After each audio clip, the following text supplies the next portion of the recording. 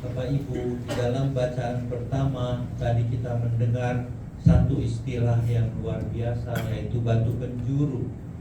Dan batu penjuru itu kita tahu bahwa dia adalah Yesus. Dan Yesus memang dibuang oleh para tukang, artinya justru orang-orang yang diberikan batu untuk membangun, tetapi batu yang dibuang itu dianggap tidak berguna. Yesus tidak berguna dalam arti apa? Enggak sesuai dengan kehendak manusia. Masa ada Tuhan kayak gitu? Maka dia disingkirkan, dan itu kita tahu dia dibunuh, dia mati, itu dibuang. Tetapi kemudian batu yang dibuang oleh tukang-tukang itu artinya oleh elit tertentu di dalam hidup Yesus, tentu adalah elit-elit keagamaan Yahudi yang membuang Yesus itu tukang. Dan batu penjuru itu adalah Yesus. Dan kemudian batu penjuru, batu yang dibuang itu bahkan kemudian menjadi batu penjuru. Bapak Ibu tahu arti kata batu penjuru? Kita jarang itu melihat di sini. Tahu artinya batu penjuru? Kalau kita jalan-jalan ke Eropa, lihat bangunan-bangunan besar, itu batu penjuru ada di bangunan-bangunan itu. Yang pertama tentu bisa diartikan sebagai batu yang besar yang ada di sudut bangunan. Jadi kalau melihat bangunan besar di luar dan ada hooknya, sudutnya, di bawah itu akan kelihatan batu yang besar yang akan menopang batu-batu lainnya. Itu batu penjuru. Satu. Ada beberapa arti, paling sedikit saya bisa katakan dua. Yang kedua apa? Batu penjuru itu sebetulnya batu yang nanti mengikat lengkungan pintu gerbang yang besar. Kalau Bapak Ibu lewat itu lengkungan besar, maka Bapak Ibu bisa lihat di atas pintu itu ada batu yang bentuknya seperti itu. Baru di sampingnya ada batu-batu lain. Nah, batu itu ada diletakkan terakhir. Setelah ini semua dipasang, maka batu yang di tengah itu baru dimasukkan, pengganjel diturunkan semua, maka batu akan berhenti. Dijaga oleh batu penjuru itu.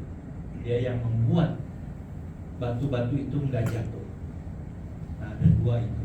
Maka kita bisa melihat bahwa Yesus disebut batu penjuru. Dia menjadi dasar dari kehidupan, dari batu-batu lain, yaitu kita.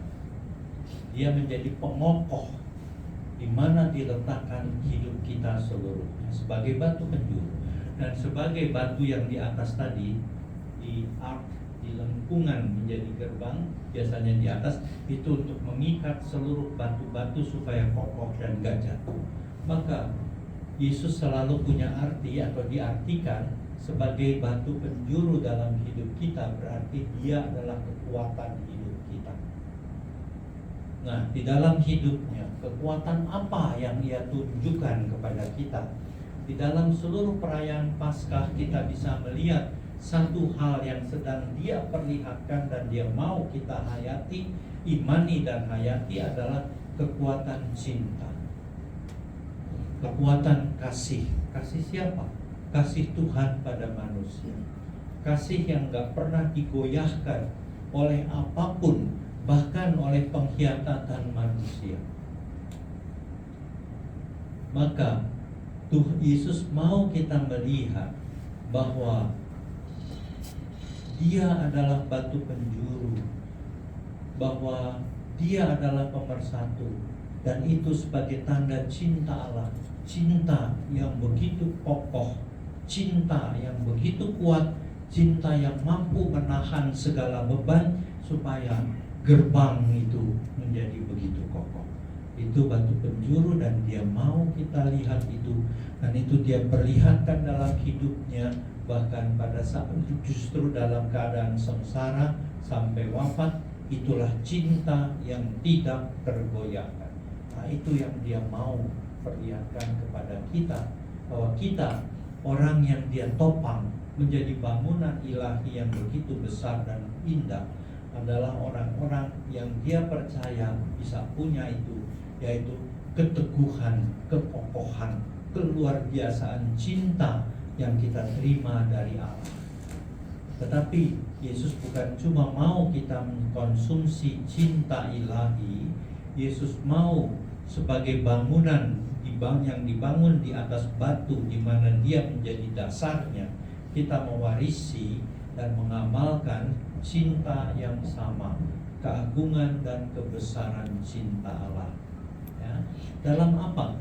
Nah, ini dalam Injil menjadi tampak, dalam simbolis, dalam gerak yang memancarkan, gerak yang memantulkan suatu sikap yang luar biasa sebagai Allah. Saya sangat terkesan akan Injil ini, bukan cuma karena murid-murid bisa menangkap ikan dalam jumlah besar, itu juga, tetapi itu bukan yang utama di sini. Maka ini baru dikatakan di belakangnya jumlahnya 153 ekor, dan nggak ada yang tahu kenapa 153, dan kita nggak usah pusing-pusing dengan itu kenapa 153. Tetapi yang penting yang mesti kita lihat adalah cinta yang bagaimana yang Tuhan mau kita amalkan. Nah, itu ada di dalam kalimat-kalimat ini. Waktu mereka sampai di darat, mereka lihat ada api arang. Nah, ini mulai menarik. Yesus baru bangkit loh ini. Dia menampakkan diri, dia muncul, dan dia menampakkan diri. Dan di sini, waktu pun murid-murid kembali ke darat setelah menangkap ikan, mereka melihat ada api arang. Ini bagi saya agak aneh. Di zaman dahulu, membuat api itu nggak semudah sekarang. Sekarang kita bisa bawa korek api, tetapi zaman dulu kan enggak. Maka sulit mendapat api. Bagaimana Yesus mendapat api? Nah, ini tentu kita nggak usah jawab hanya dengan dia tiup ranting-ranting itu dengan begitu dan kemudian terbakar. Itu namanya sun gokong. Yesus lahir. Tetapi di sini yang ingin dia tampilkan menurut saya adalah kuasa kasih, bahkan bisa mengadakan itu semua. Ya, api arang. Dan untuk apa? Yesus punya tujuan. Karena dia tahu murid-muridnya pasti akan kelaparan dan belum sarapan. Maka ada api arang, di atasnya ada ikan serta roti. Ini juga menjadi pertanyaan saya di dalam hati, bahwa dari mana dia tangkap ikannya? Di pantai nggak banyak, di pinggir pantai nggak banyak, terlalu banyak ikan besar. Kalau kita sudah pernah ke Galilea, tempat di mana peristiwa ini terjadi, maka itu nggak terlalu banyak ikan besar. Ada ikan kecil-kecil, tetapi ikannya nggak besar. Dan dia menangkap, ada ikan dan roti. Rotinya apakah Yesus bikin roti dulu atau beli roti dan dibawa? Nah, ini semua adalah tanda-tanda, sebetulnya simbol bagaimana cinta itu mengadakan. Maka kita nggak usah pusing bertanya dari mana didapat arang dan api, roti dan ikan. Tetapi simbol itu menunjukkan pada kita cinta itu mengadakan. Cinta itu membuat jadi ada. Dan yang lain lagi adalah kemudian Yesus mengatakan, bawalah beberapa ikan yang baru kamu tangkap. Lah kan sudah ada ikan. Apakah enggak cukup? Bukan. Tetapi perjuanganmu ikut sertakan di dalam perjuanganku. Kan Yesus berjuang mengadakan. Maka bawalah, ambil bagian dalam perjuanganku, ikan-ikan yang baru kamu tangkap. Kan kamu enggak menangkap apa semalam-malaman. Dan setelah Yesus katakan, buanglah jalamu ke kanan perahu, maka mereka menangkap. Perjuangan mereka yang disertai oleh Tuhan Yesus menghasilkan sesuatu yang bisa kita satukan dengan perjuangan Yesus. Itu simbol-simbol halus. Kita kan sering merasa hidup kita sendiri. Kita merasa perjuangan kita ini seakan-akan menghadapi gunung kemustahilan. Tapi kan Yesus mengajarkan, dia sudah bangkit. Kemustahilan itu sudah hancur dengan kebangkitan. Sebelum penyelamatan dan kebangkitan Yesus, hidup kita ini seakan-akan tanpa harapan. Enggak ada kepastian bahwa kita hidup, kita punya kekuatan. Dan kebangkitan Yesus yang menunjukkan itu, bahwa maut tidak berkuasa. Maka kita yang sekarang masih harus berjalan di bumi ini di dalam harap-harap cemas, cemasnya pelan-pelan harus hilang. Yang harus ada adalah harap. Kenapa? Yesus bangkit, dan Dia menyertakan kita dalam kebangkitan itu. Dan bukan hanya menyertakan dalam kebangkitan bahwa kita hidup lagi, tetapi dalam perjuangan. Maka bawalah beberapa ikan yang kamu tangkap itu menjadi tanda bahwa mari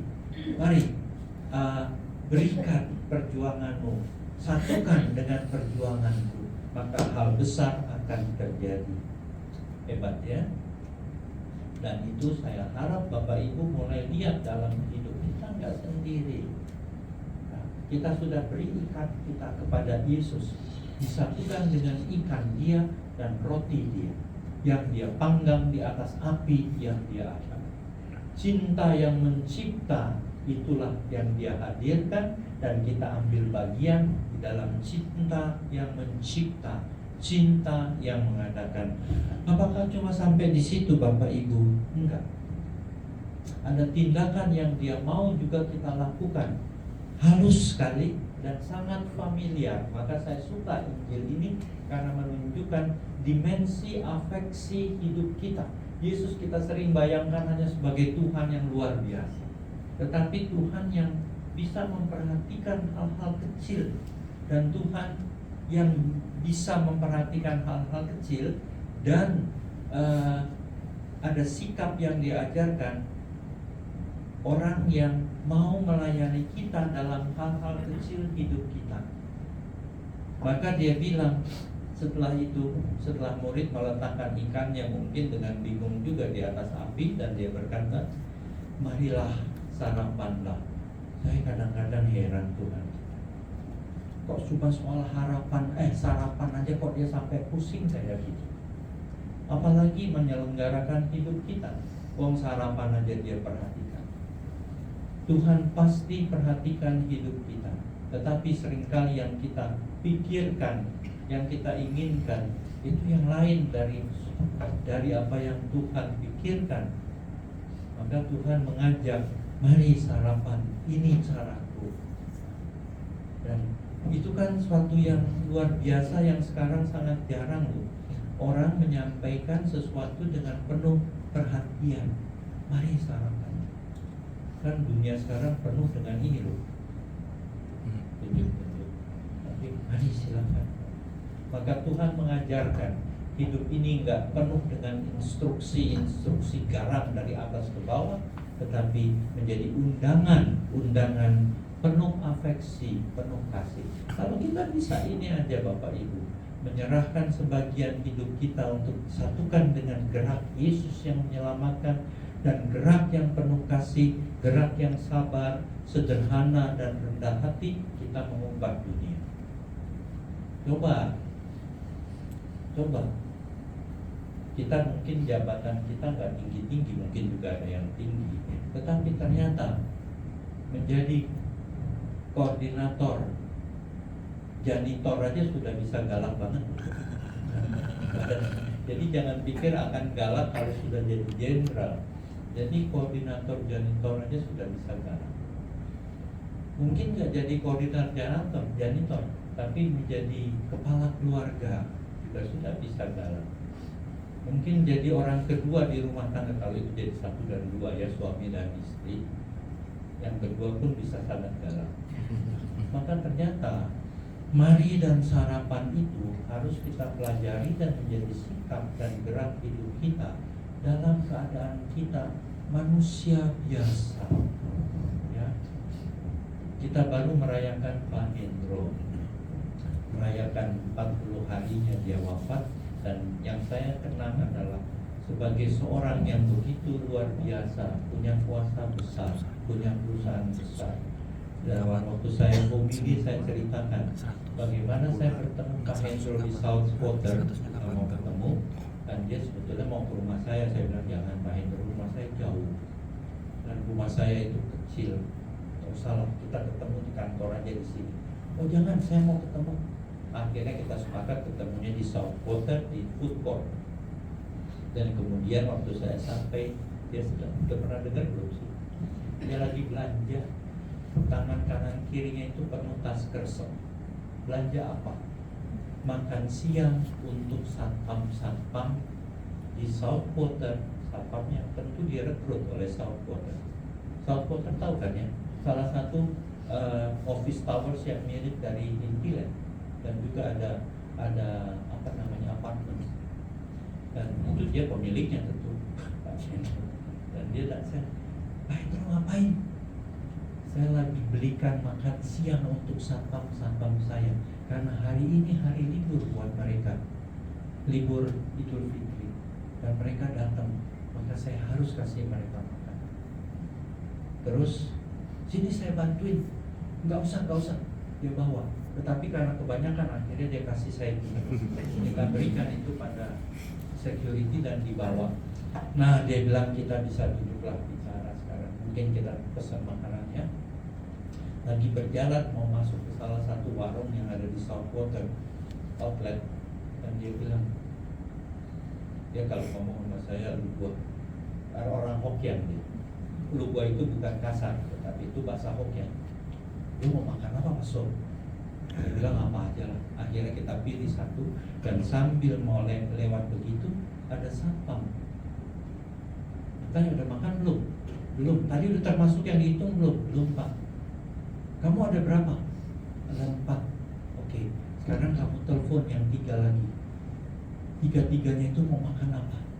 Masing-masing tanya. Dan kamu sendiri mau makan apa?" Loh, saya pikir dibeliin aja apa juga udah oke. Tetapi dia tanya, "Kamu mau makan apa aja, Pak?" "Enggak, kamu telepon, tanya mereka mau makan apa." Ada bahasa begini? Ada. Dan bisa. Dan kemudian satu-satu bilang, "Saya mau ayam goreng, saya mau ini, saya mau gudeg, saya mau soto." Semua dibeli, terus tempatnya beda-beda loh. Yang ini ke warung yang sebelah sini, yang itu ke sana, yang itu ke sana. Jadi kita ke 4 outlet untuk beli 4 jenis makanan. Dan kemudian diberikan pada mereka, kamu kasih mereka, bawa ke mereka ya. Bapak Ibu ini bukan hanya menyediakan, bukan hanya mengatakan marilah sarapan. Yesus maju ke depan, mengambil roti dan memberikannya kepada mereka, memperhatikan, menyampaikan. Maka yang kita bisa pelajari dari sabda penampakan ini, Yesus mau pastikan, pertama murid-muridnya tahu, beriman bahwa dia hidup dengan badannya. Dan kemudian dia mau murid-muridnya belajar bagaimana membawa kehidupan baru dengan cara yang baru, menjadi pelayan. Itu mungkin pesannya ya. Dan mengapa penampakan ini menjadi penting? Karena Yesus memperlihatkan dalam dagingnya yang sudah dimuliakan, dia melakukan hal-hal sepele itu. Maka arti penampakan, kebangkitan dan penampakan adalah daging ini, daging Bapak Ibu.